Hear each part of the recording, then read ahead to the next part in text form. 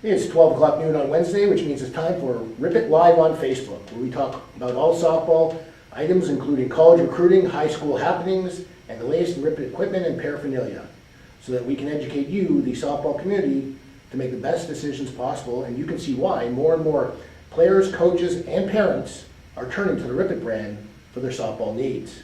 I'm your host, Wes Pollock. We have a great show for you today, as we have in studio Jodi Bayles from Stix softball. Jodi is a former college pitcher, and now presently is one of Central Florida's premier pitching coaches.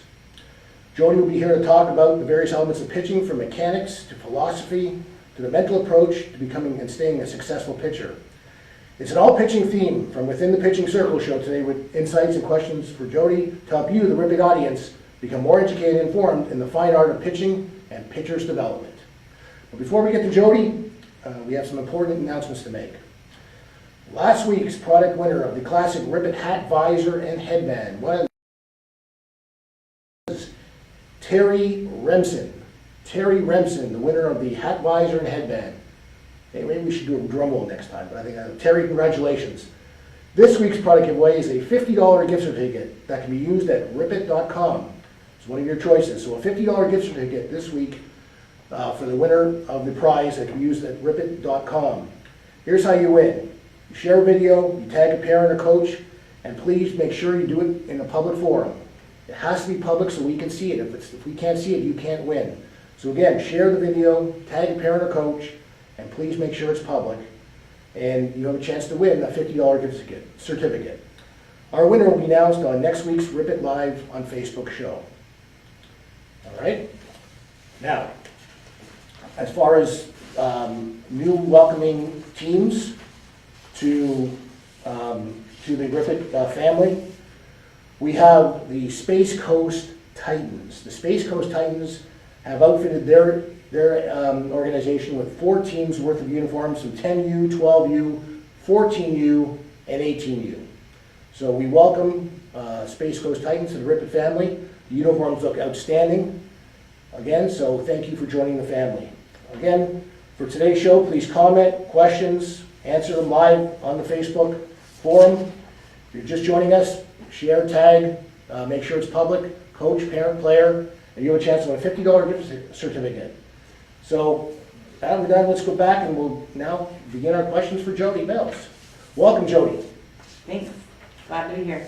Glad to have you. I mean, your reputation is outstanding in the Central Florida area as a pitching guru, and we're happy to have you on the show.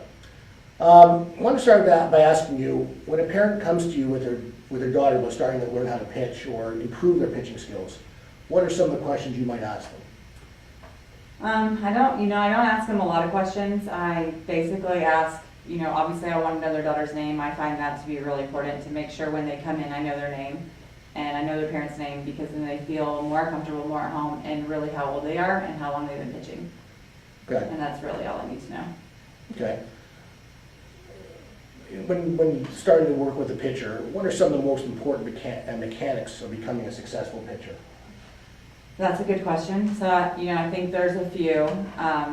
There's no cookie cutter way to say this is how you should do it, but some, recurring things that good pitchers do is initially in their load. So when they load the weight all on their front foot is important, and making sure that the foot's straight. That initial drive off the mound, the first 12 inches off the mound, getting it out quick, getting it out straight, and then staying connected with your bottom half to your top half, I think are the 3 really important mechanics that help make a pitcher be successful. Okay, because I've seen different pitching styles. Definitely. And they vary a little bit. They're not extreme differences. But how important in your mind would be like an arm whip, using lower body? I mean, in baseball, driving with the legs as a pitcher is important, like you said, off the rubber, driving and gaining speed and velocity. How is that transferred to a softball type pitcher? So I find, arm whip is important, arm speed is important. There's so many things that are important. But what I find is if I work from the feet up, it develops the arm speed to be quicker. So if their feet are fast, their arms are going to be faster. So staying connected is really important. But if their feet are slow, typically their arms are going to be slow. So I like to work from the feet up. What does a smaller size pitcher have to do to maybe compensate that maybe a taller pitcher may not have to? That's, I mean, in baseball, you know, again, same thing, you have that variance, and is there things that a smaller, height type pitcher has to do more so than even a taller pitcher? I mean, they have to find, you know, things that really help them be successful. You know, I've had kids that are 5'1" and can still throw the ball in the mid-60s, and it's just their speed. They come off the mound quick, they're very explosive for their small package, and they can still get the job done. And I think, you know, there's a lot of different ways you can do that, but some people just are naturally have those fast twitch muscle fibers that some people have to work harder to get. So, I mean, yeah, I think that they have to use everything, where someone that's maybe 6 foot gets away with a little bit more and they don't have to use everything they have, but if they would be a lot better. Yeah, even better than they are. Totally makes sense. What are some of the more important pitches in a pitcher's repertoire to be successful, and why? If I had to pick one pitch that was important, one specific pitch, I think I would say changeup or off speed. And the reason is because if you're throwing everything at the same speed, no matter what the speed, even if you're throwing in the high 60s in this day and age, you're not going to buy anybody. Mm-hmm. You know, hitters can catch up, and the off speed keeps hitters off balance, and they're guessing. You know, they don't know if you're going to throw something in the high 60s, mid 60s, or low 50s. So they have to, you know, they have to really think about what they're going to be throwing, and they don't, you know, if they're sitting on one speed, it just becomes much easier. So probably the changeup for sure. Yeah, I would agree with that too, because even when I talk to hitters who I coach, my team, you know, some of them they get freaked out at times when they see a kid throwing 64, 65, and I say, fastball to me is the easiest pitch Yeah, to hit. definitely. You just time it up. Definitely. I mean, As long as the especially pitcher sells the changeup, you can't slow everything down. It has to look the same. And if you can do that, I find even kids that throw mid 50s are pretty successful. Right. You know, all the way through high school and travel ball. Yeah, their changeup's like 10 miles an hour slower or whatever. Right, yeah. And hitters typically look fast, adjust to slow. Right, exactly. You can't look slow, adjust to fast, Right. because you'll be way behind. Right. So that changeup would be very important to a pitcher. What are some of the easiest pitches to teach? And then conversely, more difficult pitches to teach? You know, that depends on the athlete, in my opinion. So some kids are longer, some kids have wider hips, some kids are more flexible in their hand and their wrist and their fingers. Some kids are stronger in their fingers, but you know, naturally, I feel like it's kind of whatever the pitcher can naturally do better. My favorite pitch to teach, I don't know if it's the easiest, but my favorite is the rise ball. Mm-hmm. Yeah.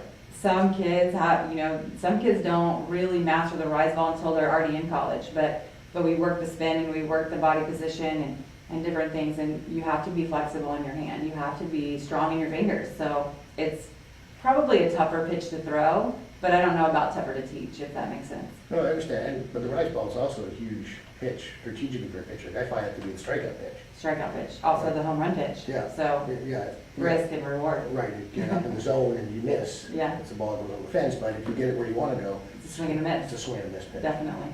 I mean, it's especially, I find it especially even more effective against lefties Yes. than righties. So lefties, I mean, I'm a lefty hitter, but I remember you always like balls around your eyes. For some reason, Can't lay off. Yeah, a lefty hitter can't lay off a ball around their eyes, so that's an effective pitch. I've got a question from the audience.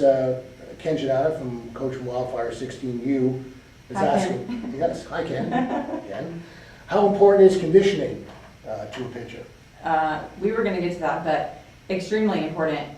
Successful pitchers train on and off the field, so weight training, conditioning, you know, in Florida especially, you're playing year-round. You're playing 7-8 games a week, 7-8 games in a weekend if you're playing travel ball, and if you're not conditioning for that, you're not gonna be prepared to perform at your best. And not just conditioning, but also strength training to prevent injury, to be stronger, to be the best pitcher you can be for your team. Right, yeah, I would agree. So I would say as many times as you're pitching, you should be training. Does it change in your off-season versus your in-season as a pitcher? For sure. I mean, it did for us. You know, in Texas, we weight trained pretty hardcore in high school. They don't do that here as much. I'm not sure of why. I don't know the differences really. I don't know the high school ins and outs, but in the off season, you're going to lift a lot heavier. You're going to lift, you know, a lot more vigorously, when you're in season, it's gonna be a little bit lighter, but you still need to keep up with those things to prevent injury and to stay top level, ready to go. Okay. Speed versus movement. If given a choice, what would be the more important for a pitcher to be successful? I mean, ideally, you'd be nice to throw 60 miles an hour plus, with movement.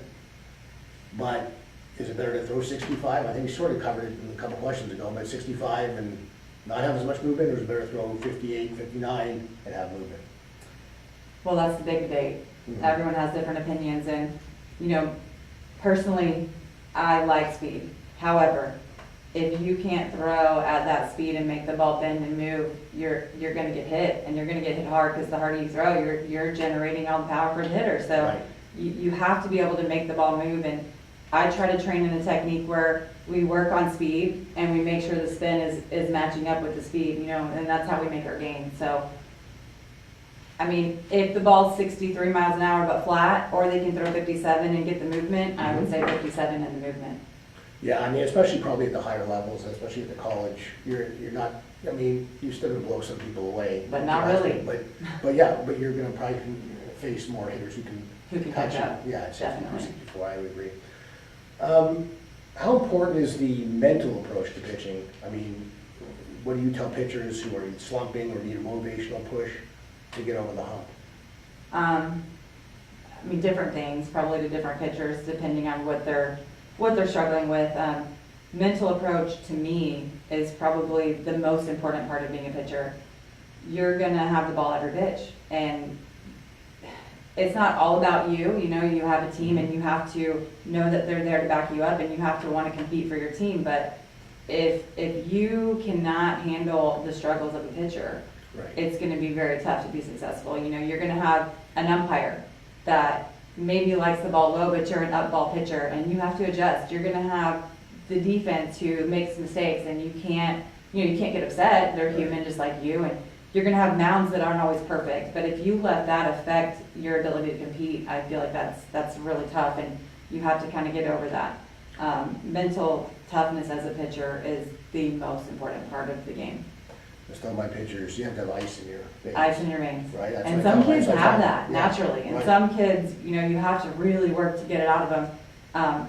I think John Denny used this term, and it's never left my mind, because it's a really good, correlation to show girls what that means. So you have 3 types of kids, and one is marshmallows. And those are the kids that as soon as you bite in, they melt, right? They just crush right away, as soon as anything doesn't go their way. Skittles, a little bit different, right? You have to kind of bite into it, and then they kind of crumble. And then you have Jolly Ranchers. You can bite all you want, and they stay tough. They stay, no matter what is thrown at them, they can still compete, and they can still fight. Right. And those are the kids that are the most successful. Sort of the Halloween of pitching. That's right. Example, right? Yeah, from the great John Denny. From the great John Denny. Like I said, pitchers have to have short memories too.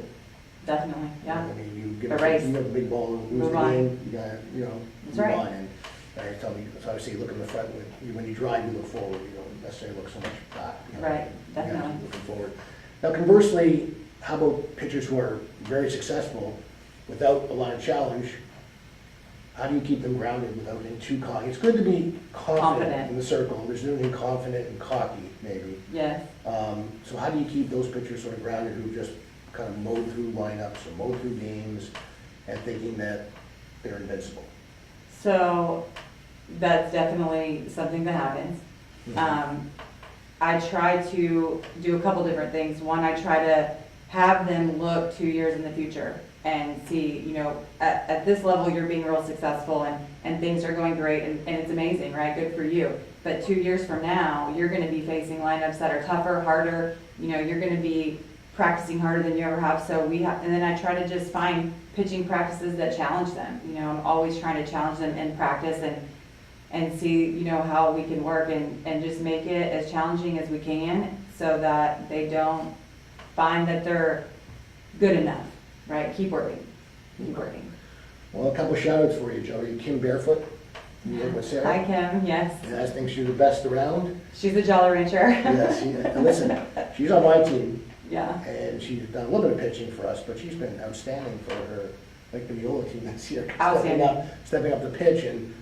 And that's her mental, Yeah. her mental side of the game is unbelievable. You know, she didn't pitch for a year and a half, Yeah. and comes in and just owns it, and she's awesome. Yeah, and she may not know this yet, but I'm welcoming her to our pitching staff. Oh. My wild card team. I don't know how, if She she'll may be not know happy that or not yet, about it. but here's some advance warning now, that based on how well you've done. But no, but she, obviously that wasn't her primary spot, but she stepped up in a nice way Yeah, for her school. with no questions. And Just did it. again, kudos for Sarah for doing that Mhm. and being successful. Another question from Dr. Phillips, softball. How many times a week should younger pitchers, 8U to 12U, practice their mechanics in order to stay consistent? Great question. You know, you find some different answers on that, but in my opinion, I would say 3 to 4 times a week. But the big thing with, you know, you can say you need to practice 3 to 4 times a week, but if you're not practicing with a purpose and you're just throwing to throw to say I pitched 4 days this week, it's not gonna help. So you need to have a plan. You know, do I need to work on my drag toe staying down? Do I need to work on, you know, my back leg staying connected, and have a purpose every time you go out and pitch? And it may be different every day, and that's fine. You know, but you need to have a purpose, not just, oh, I need to go throw 60 pitches today with no purpose, no plan. You need to pitch with a purpose. Right, because good practice. Yeah, Correct. Correct, good results. Right. Jennifer Olsen-Whitten says hi. Hi. Is Brody watching? Tell him I said hi too. Okay, there you go. What role in pitcher's development does high school ball versus travel ball play, and how are they different in nature for a pitcher? That I like that question too, because it's a big debate on Twitter right now, Yeah. which is, it's pretty cool to see. But you know, travel ball has its benefits, and so does high school. And I think the main benefits that high school ball has that travel ball doesn't is you have to pitch 7 innings. Mm-hmm. You have to pitch 7 innings, and Right. mentally to stay focused for 7 innings is tough for a lot of freshmen. You see it with freshmen you have freshmen that come in that are very, very good, and sometimes they're struggling in the 5th inning because they haven't ever had to focus that long. Right. The other big thing I think that is important with high school ball is you're playing for your team, and you're playing for something at the end, right? Where tournament ball, it is that way, but it's very short. It's not long term, so it's a short weekend, and you're playing for the end result. But in high school, you're playing all season for your team, for your school, and I just feel like it's a different atmosphere. Maybe sometimes not as competitive as travel ball can be, Right. but I feel like it helps kids understand the importance of your team, and you can't just leave this team and go to that team, and you have your team and that's your team. Right. And the other thing I think is time management, because you go to college and you have all this practice, and you have all this schoolwork, and you have all this conditioning, and it's a lot, and you have to figure out how to manage that time. And in high school, you practice every single day, and you play 3 games a week, and you know, it's very similar to college in that respect. You have to learn how to manage your time appropriately. Yeah, I find with high school, like I said, and, you know, it's a marathon. You travel like more of a sprint. Correct. And, you know, like I said, travel ball games, showcase games are 5 innings typically on average, maybe 6. Right. You If you're lucky. typically try and get 2 or 3 pitchers in a game just to get everyone proper exposure. Mhm. I mean, I guess when you get to ASA qualifiers or PGF type things, then you might let your pitcher go if they're going well. Right. You give them the hot hand. Yeah, but in high school too, you don't have the luxury of probably having 3 pitchers to Right. relieve you. Sometimes Right. you are the only pitcher. That's right. Maybe you have 2, so you have a responsibility to try and finish the game if Mhm. you can. So yeah, I mean, difference, obviously the travel ball level of ball, I think, is significantly higher than in high school.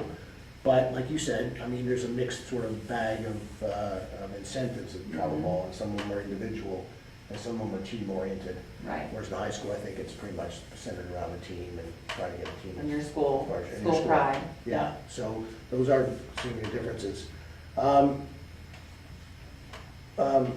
What are some of your philosophies about pitching? Does it change from pitcher to pitcher? And is it based on age, experience, mindset, who you're dealing with? All of that is correct.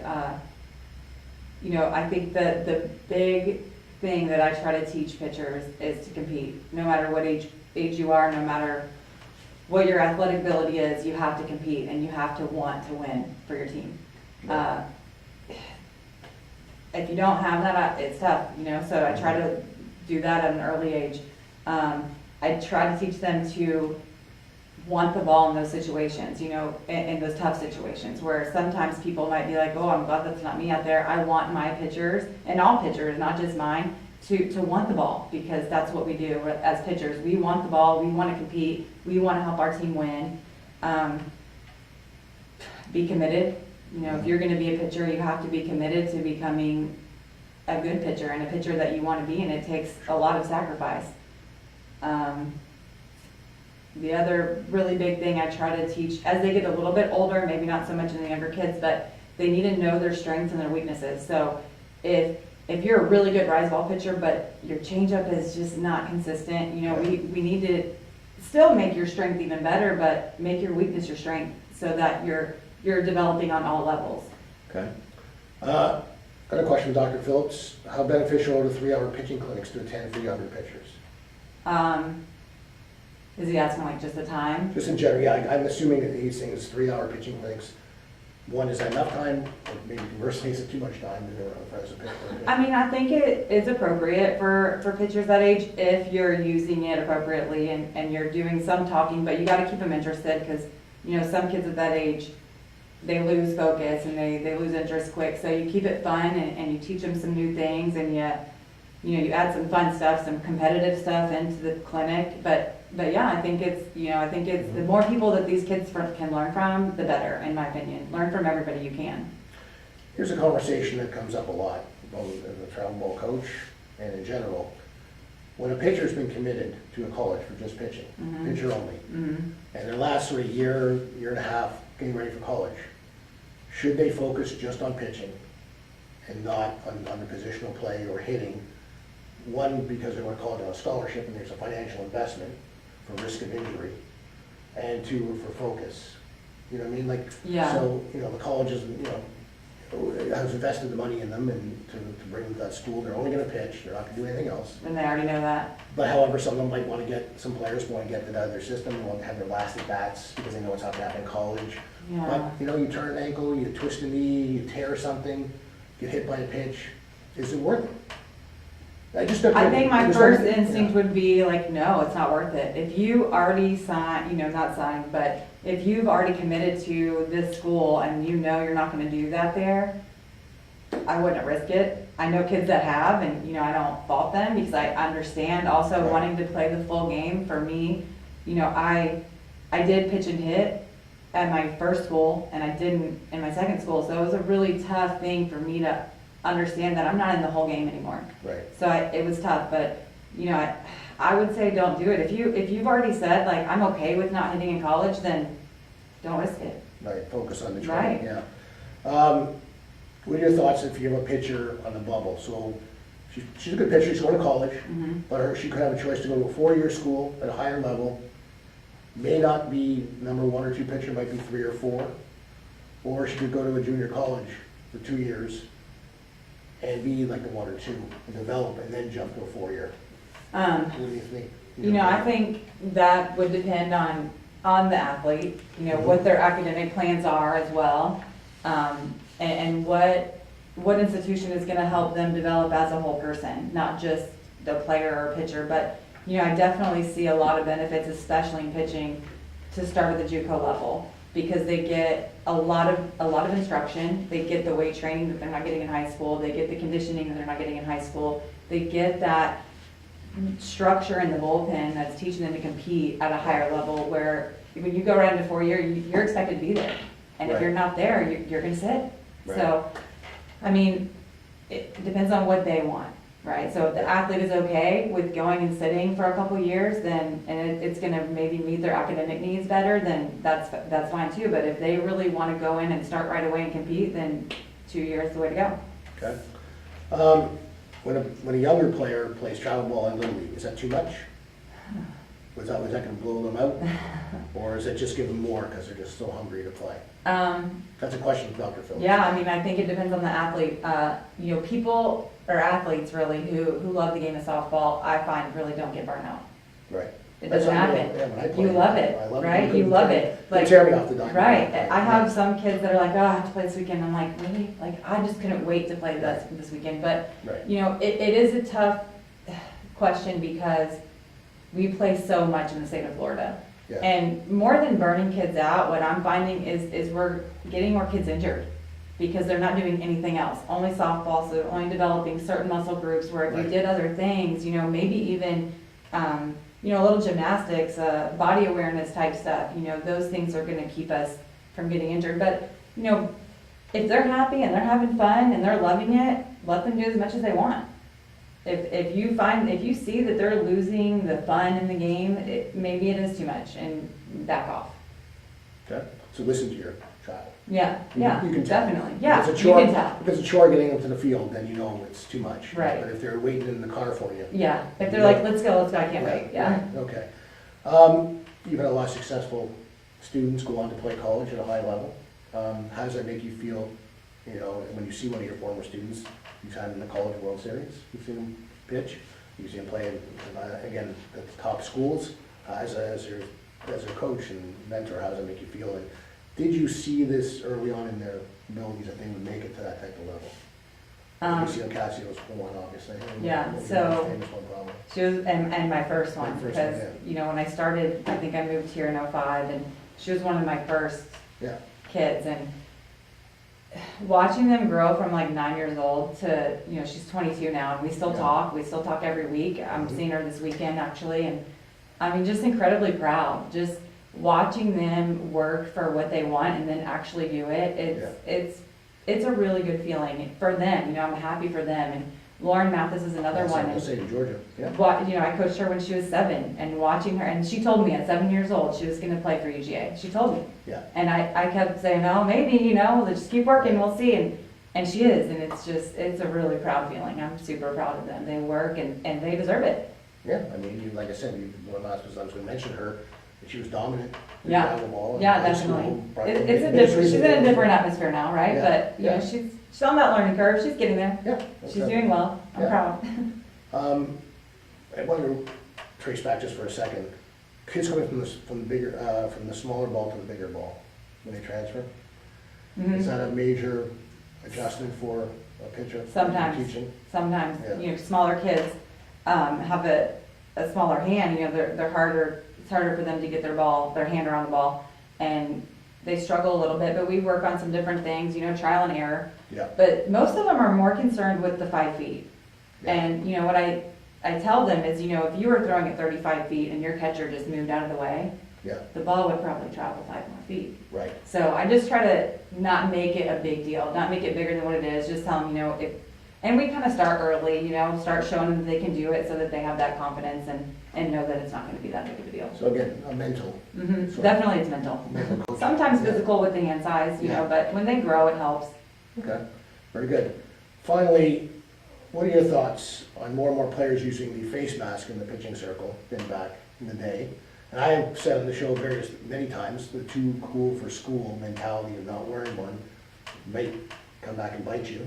Take one Definitely. back, and I've seen. And I think that And so, mentality is yeah, going especially when you see away. it in college too. Yeah. And the Yeah. ribbon mask, which I've seen players, Use pitchers mostly. use in college, yeah. Mhm. One of the best ones I've seen, both for protection and style. Yeah. What are your thoughts as a former pitcher? You know, I'm gonna expose my age a little bit, but we didn't even have those when I played, Right. so there wasn't an option. And I don't know that we needed them, you know, the bats weren't as, Loaded. yeah, the technology wasn't there, but Mhm. if I was a pitcher today, I would 100% wear a mask. These hitters are good, the bats are amazing, it's not worth it, you know, it's, softball lasts maybe until you're 22, and your face is the only one you have, so I would definitely encourage kids to wear masks, and I think it's awesome that a lot of college pitchers are wearing them, because Yeah. before, when they weren't, that's what they were looking up to. Right. And now they see these girls, well, they're not scared. Well, no, it's not being scared, it's just being smart. Role models. Right. I mean, you look up to your role model, whatever Right. it is. So I think it's important too, and again, the too cool for school mentality. It's kind of out the window, I think, I agree, and I'm very happy. yes. Okay, Jodi, we want to thank you for joining us today. Thank you, On guys. Rip It Live on Facebook show, you've offered some great insight on what it takes to become a successful softball pitcher, as well as provide our Rip It audience with information on the art of pitching, and will be very valuable to them, I'm sure, going forward. Thanks. Thank you. Yeah, You're thanks awesome. for having me. You're awesome today. Thanks. Okay, so now to move to one of our favorite and growing popularity segments, the Richmond High School Heroes of the Week. It was a busy week of high school action, which means it was a busy week for our heroes. When we were heavily later, the celebration of 10-0, Picture Maxine Kings, Constant Perfect Game, and Striking Science,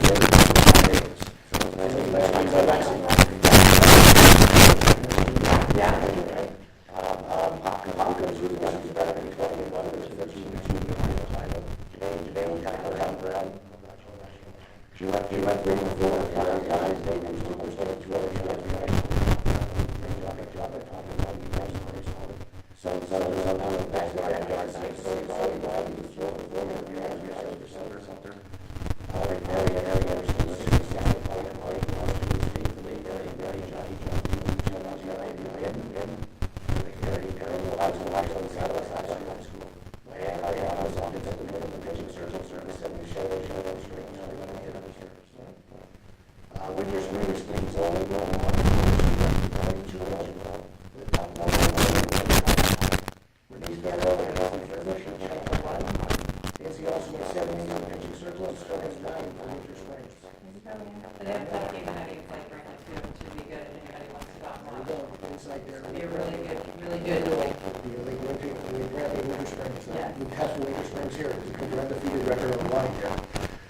Legacy charted for your top All-NCAA squad 62, Jada Nova on a home run and pitched 7 innings while striking out 10 batters.